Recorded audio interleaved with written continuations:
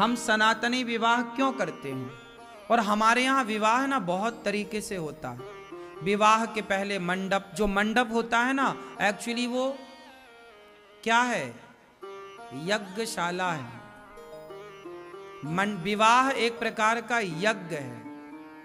सनातन में विवाह क्या है, यज्ञ। इसलिए पति पत्नी हवन कुंड होता है और उसमें आहुतियां डालती हैं। क्या डालती हैं उसमें, कि प्रथम आहुति कहां, मंडप के नीचे तो होती है। तो आपकी गृहस्थी शुरू कहां से हुई थी, यज्ञ करने से। तो आपने विवाह किया क्यों था, यज्ञ के विधान के लिए, कि हम यज्ञ के अधिकारी हो जाएं। बिना विवाह के ना स्त्री ना पुरुष आप यज्ञ करने के अधिकारी नहीं होते। इसलिए विवाह किया जाता है कि हमें यज्ञ करने का अधिकार प्राप्त हो। तो हमारी पत्नी हो या हमारा पति हो, वो हमें यज्ञ दें, इसलिए हम विवाह करते हैं। ये पहला कारण है। दूसरा कारण है कि हम विवाह इसलिए करते हैं क्योंकि यज्ञ करने के बाद जो हमारी संतान होगी, हम सात्विक हैं, हमारी संतान होगी, और वह संतान जब होगी तो हम अपने माँ बाप का श्राद्ध, दादा दादी का तर्पण श्राद्ध करते हैं। हमारी संतान होगी तो वह आने वाली पीढ़ी श्राद्ध तर्पण संस्कार के द्वारा हम सबका यह जो शास्त्रोक्त कार्य है वह होता चले। समाज में एक अच्छी व्यवस्था बनी रहे, अच्छे बच्चे होंगे तो आने वाली पीढ़ी समाज में अच्छी व्यवस्थाएं करेगी। तो संतान की वृद्धि तो हो, पर कैसी संतान, भेड़िया धसान संतान ना हो। अब बच्चे पैदा हो तो रहे हैं, लेकिन ऐसे बच्चे पैदा हो रहे हैं कि वो अपने माँ बाप का श्राद्ध तक नहीं करते, माँ बाप का तर्पण तक नहीं करते, तर्पण नहीं जानते, श्राद्ध नहीं जानते।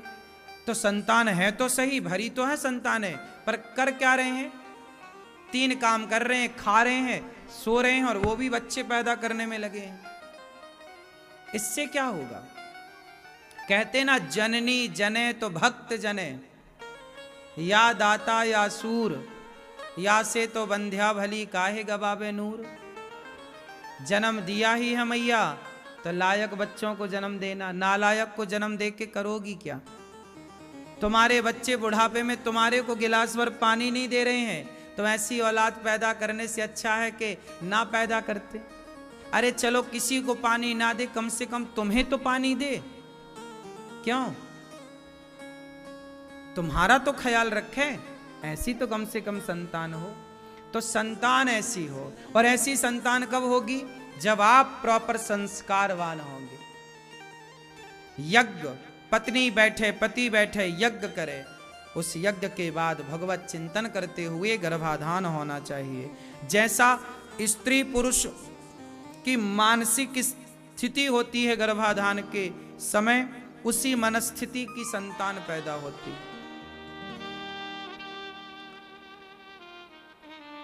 आजकल के बच्चे कहते हैं कि प्यार किया तो डरना क्या, किसी से भी शादी कर रहे हैं, किसी से भी प्यार हो रहा है। अब तुमने बच्चे पैदा किए, पर तुम्हारा बेटा अंतर जातीय विवाह कर लेता किसी भी लड़की से शादी, और शास्त्र मना करते हैं कि यदि आप ब्राह्मण हैं तो ब्राह्मण कन्या से ही आपका विवाह होगा। यदि आपका विवाह ब्राह्मण हैं आप और ब्राह्मण कन्या से होगा, और जो आपकी संतान होगी उसी से तुम्हारे पितर पानी लेंगे, वरना तुम्हारे पितर पानी नहीं लेंगे। वो वर्ण संकरी संतान से पितर पानी नहीं लेते, ऐसा लिखा है पुराणों में। लेकिन अब कहाँ आज के बच्चे मान रहे हैं। इसलिए बच्चे ऐसे हों जो परंपराएं लेकर चलें, सब चीजों को लेकर चले, तब तो ठीक सिस्टम पे चलना। अब मनमाना आचरण करना है तो फिर ऐसी संतान से कोई लाभ ना होगा। तो विवाह क्यों किया जाता है, यज्ञ के लिए।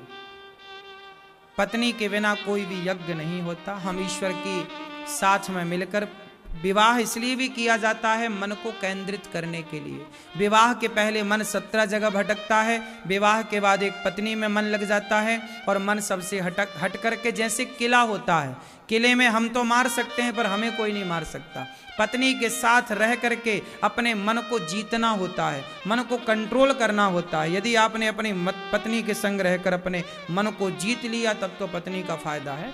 अब पत्नी के होते हुए भी तुम नाना प्रकार की स्त्रियों में मन लगा रहे हो, तब तो पत्नी होने का कोई फायदा नहीं। पत्नी का मतलब ही है कि आपका मन सबसे हटकर एक पत्नी में लगे और धीरे से उस पत्नी से भी हटकर परमेश्वर में लग जाए। ये मन को साधना है, इसलिए ब्याह होता है। क्यों? विवाह के बहुत सारे साइंटिफिक कारण हैं। क्यों विवाह करना चाहिए? बहुत सारे कारण हैं।